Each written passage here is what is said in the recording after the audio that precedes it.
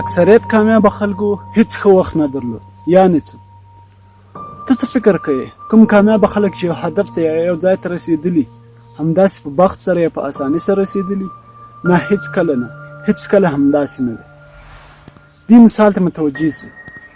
یو منفکره او ناامیده شخص وایي چې زه له منفي نکتې نه شروع کوم، له هیڅ نه شروع کوم، خو هیڅ پرمختګ نه کوم، ورځ تر بلې په شاتګ کوم، له بدتر نه بدتر کېږم او په منفي طرف روان یم.